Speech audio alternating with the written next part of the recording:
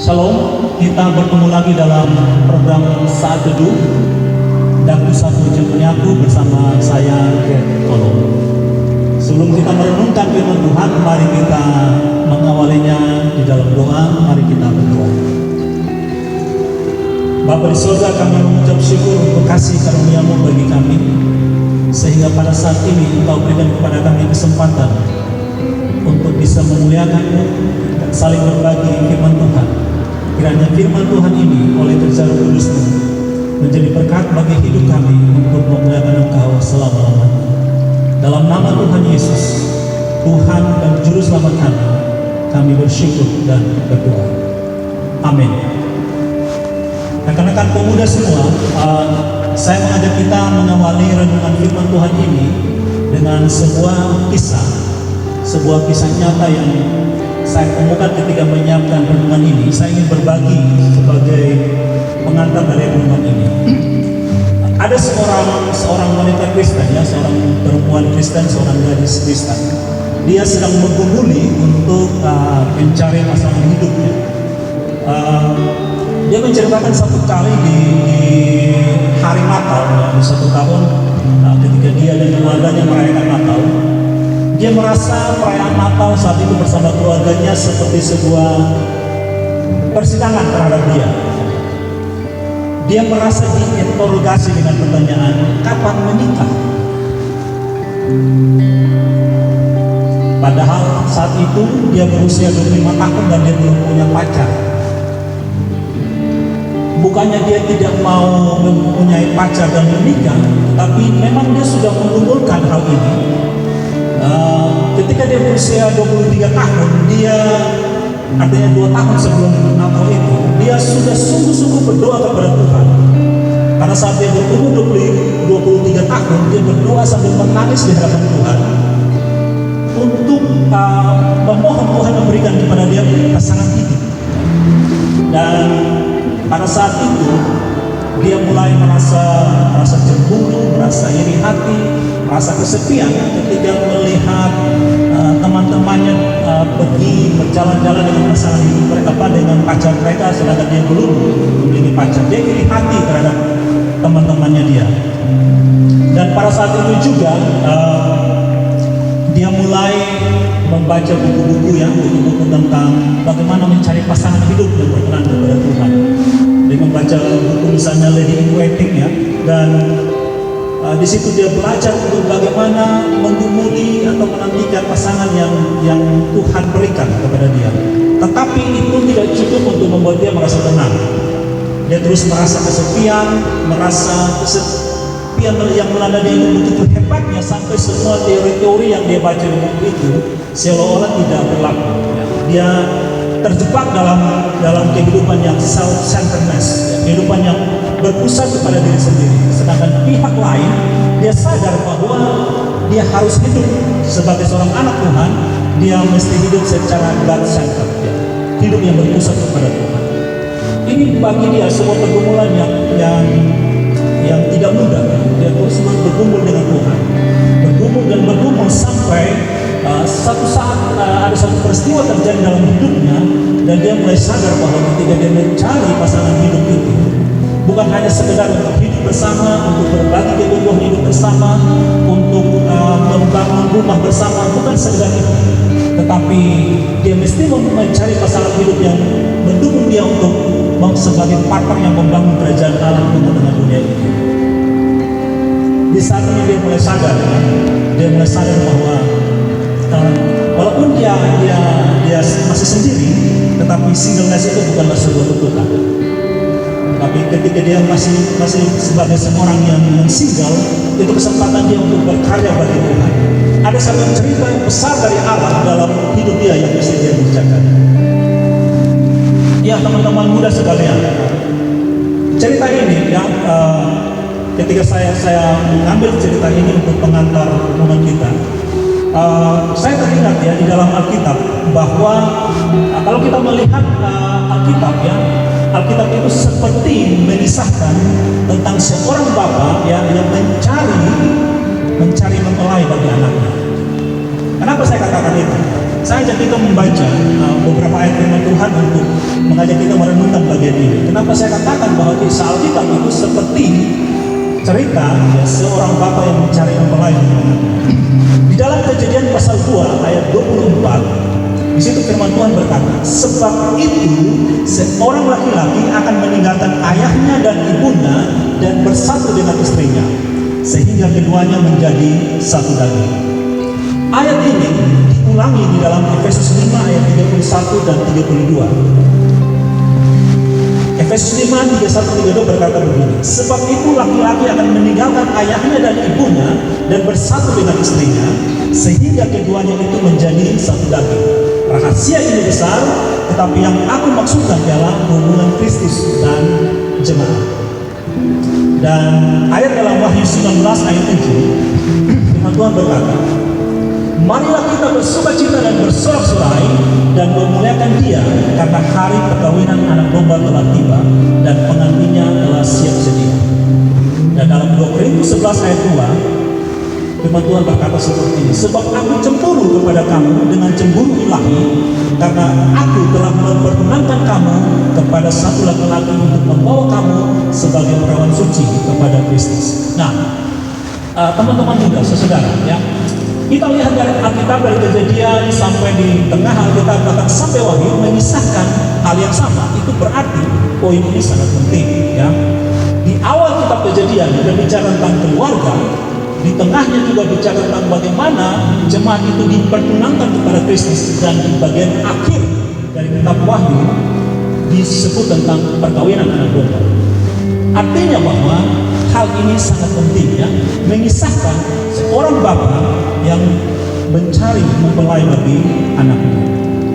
Kejadian 2 ayat 24, ya, di situ diawali dengan kata seperti ini, sebab itu. Sebab itu. Pertanyaannya, sebab yang mana, ya? Jawabannya ada pada pasal 2 ayat 23. Kejadian 2 ayat 23 disebut begini, sebab perempuan diambil dari laki-laki. Kata diambil di dalam Kejadian 2 ayat 23 itu berasal di dalam bahasa Ibrani disebut laukah. Laukah ini adalah satu kata yang sering dipakai untuk menggambarkan sebuah pernikahan, sebuah perkawinan, marriage, ya. Seorang laki-laki mengambil seorang istri, ya. Atau misalnya ketika ada apa ya, pertunangan atau berkata nikah, dikatakan bahwa saya mengambil kamu menjadi istri saya. Nah, kalau kita lihat, ya, mungkin saya yakin teman-teman pemuda sering menonton film atau membaca novel atau mendengar lagu-lagu, bahkan menyanyikan lagu-lagu tentang cinta. Biasanya di dalam cerita itu diceritakan bagaimana seseorang berjuang untuk mendapatkan orang yang dicintainya. Saya kasih contoh di sini, ya. Dulu tahun 90-an, tepatnya tahun 1991, ada satu lagu yang sangat terkenal yang menjadi soundtrack dari film Robin Hood. Judulnya Everything I Do It For You. Itu lagu yang sangat terkenal mengisahkan tentang seseorang yang berulang melakukan apapun juga demi orang yang dia kasih. Dan ada lagu yang kedua, ya, lagu yang dikarang oleh Frankie Somping. Dia berkata begini, when I say that I love you, it means I give the best for you. When I say that I love you, I will give everything for you. No more fear about the future and blame for the past. I'll give everything when I say that I love you. Nah, ketika kita mengasihi seseorang, kita akan lakukan apapun, ya, demi orang yang kita kasihi itu. Atau juga mungkin teman-teman pemuda pernah menonton film berjudul Even After, ya, film tentang Cinderella, seorang pangeran yang jatuh cinta kepada gadis biasa, dan dia berjuang untuk mendapatkan gadis itu. Nah, teman-teman pemuda, gereja adalah mempelai perempuan dari Kristus. Bahkan Kristus sendiri menyatakan dirinya sebagai mempelai laki-laki. Nah, karena itu Yesus datang mencari gerejanya, dan dia mengorbankan dirinya untuk mendapatkan gerejanya kembali. Di dalam Alkitab, dalam surah Korintus kita pernah baca bahwa dia membayar lunas, ya, melakukan surat hutang itu di kayu salib. Dia membayar dengan dirinya sendiri. Pada masa-masa Minggu Sengsara ini, pada masa Jumat Agung, pada perayaan Paskah, kita mengingat dan merenungkan kembali bagaimana Kristus mengorbankan dirinya untuk menebus kita. Dia melakukan semuanya ketika dikatakan aku mengasihi kamu. aku mengasihi kamu. Dia mengorbankan dirinya, mengorbankan seluruh hidupnya untuk mendapatkan kita kembali bagi dia. Nah, sekarang pertanyaannya, apa respon dari kita? Ya, apa respon dari kita ketika kita sudah menerima kasih dari Kristus? Kita mengingat kembali pengorbanan Yesus Kristus. Nah, saya ingin berbagi beberapa hal tentang bagaimana kita meresponi hal itu. Ya. Yang pertama, bahwa respon kita adalah oleh kerja Roh Kudus dalam hidup kita. Kita bekerja sama dengan Roh Kudus untuk menyiapkan diri kita menjadi mempelai yang layak bagi Kristus. Saya yakin teman-teman pemuda pernah mengalami entah di keluarga atau teman-teman atau saudara yang lain, dan Tuhan melihat ketika ada seseorang yang mau menikah, pasti ada masa-masa persiapan. Dia menyiapkan dirinya, menyiapkan baik fisiknya, menyiapkan penampilannya, menyiapkan jiwanya, menyiapkan rohnya untuk masuk ke dalam pertunangan kepada pernikahan. Nah, demikian juga kita, apa yang perlu kita persiapkan? Yang pertama, kita menyiapkan tentang cara berpikir kita dan bagaimana kita menilai orang lain. Teman-teman pemuda yang saudara, pekerjaan manusia yang pertama kali ketika Allah percayakan kepada manusia adalah berkaitan dengan logika dan bahasa. Di dalam Kejadian pasal 2, yang kita ingat ketika setelah Allah menciptakan langit dan bumi dan segala isinya dan kemudian manusia, Tuhan Allah memerintahkan Adam untuk memberi nama kepada hewan-hewan, kepada binatang. Ya. Itu berkaitan dengan logika dan bahasa. Adam memberi nama binatang. Dia melihat binatang yang satu lainnya, dia menggunakan logikanya, mengenalnya, kemudian dia memberi nama. Nah, tetapi berkaitan dengan penggunaan logika dan bahasa ini juga, iblis datang supaya Hawa untuk memakan buah tentang pengetahuan yang baik dan yang jahat. Nah, dari sini iblis mempengaruhi manusia untuk merusak logika manusia. Setelah manusia memakan buah yang terlarang itu dan jatuh dalam dosa, manusia jadikan dirinya sendiri sebagai penentu apa yang baik dan apa yang jahat. Bukan lagi firman Allah. Manusia menjadi hakim bagi dirinya sendiri dan bukan yang membangun sesama. Ini yang perlu kita tahu. Setelah kita tahu firman Allah, kita hidup di dalam kebenaran, kita menyerahkan penentuan apa yang baik dan jahat itu kepada Allah, bukan diri kita. Kita bukan standar dari kebenaran. Kita bukan standar dari ini yang baik dan ini yang jahat. Standarnya haruslah firman Allah.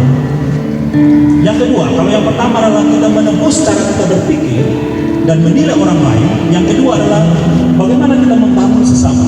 Apa yang perlu kita lakukan untuk membangun sesama? 2 Petrus 1 ayat 5 dan 7, 5-7 berkata begini.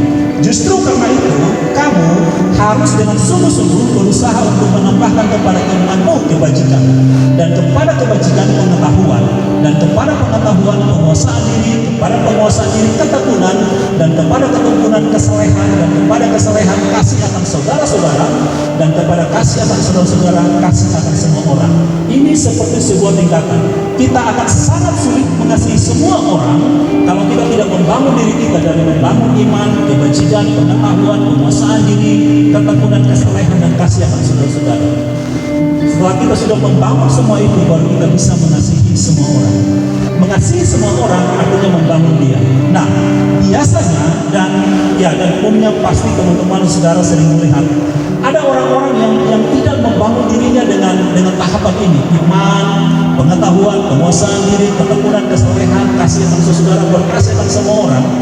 Dia tidak membangun dirinya dengan hal ini ya, oleh kerja kudus dalam hidupnya, tetapi dia ingin langsung mengasihi semua orang. Apa yang terjadi?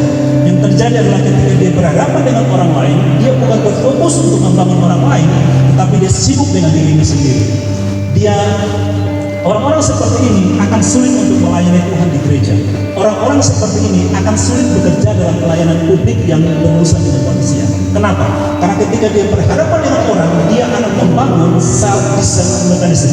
Dia akan membangun bagaimana proteksi dirinya. Ketika dia menerima kritikan, dia akan membalas dengan kritikan karena dia defense dirinya. Nah, mari kita lihat apa yang Yesus lakukan ya. Yesus ketika dia dikritik, ketika dia dihina, ketika dia dikatakan bahwa dia menyembuhkan orang dengan memakai kuasa Beelzebul, dia tidak membalas dengan kejahatan, tetapi dia tetap mengatakan apa yang benar, bahkan dia mengampuni mereka yang melukai dia, yang menyalibkan dia. Bagaimana Yesus bisa melakukan seperti itu? Tentunya Yesus juga mengalami pergumulan demi Misalnya sebelum dia turun pelayanan, dia berdoa puasa selama 40 hari pada gunung. Dia dicobai oleh iblis, dan ketika dia menghadapi pencobaan dari iblis, dia melawannya dengan firman Tuhan. Dia telah dibentuk untuk tidak mencintai dirinya sendiri, tetapi dia tetap berpegang pada firman Tuhan. Yang kedua, dalam peristiwa Minggu Sengsara dan Jumat Agung kita mengingat bahwa bagaimana Yesus berkumpul di Taman Getsemani. Di Taman Getsemani, dia berkumpul antara mengikuti keinginannya sendiri dan menolak cawan itu, atau tetap tunduk kepada kehendak Bapa.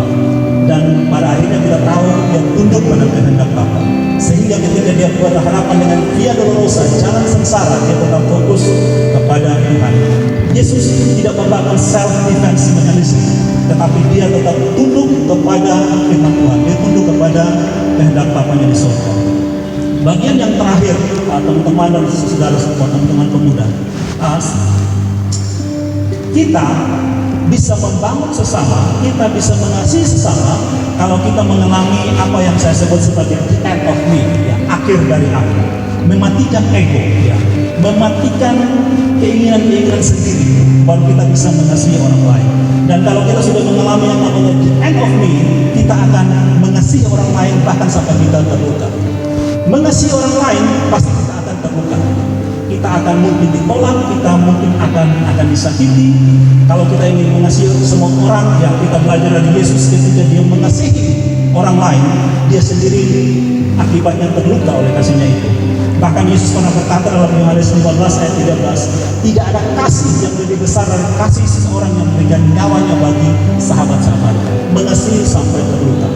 Nah, bagaimana kita mengasihi orang lain yang menurut kita tidak pantas dikasihi?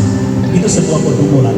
Bagaimana kita mengasihi orang yang membenci kita? Bagaimana kita mengasihi orang yang mengkhianati kita? Ini sebuah pergumulan. Jadi pada bagian akhir ini saya mengajak teman-teman pemuda, ya, rekan-rekan sekalian untuk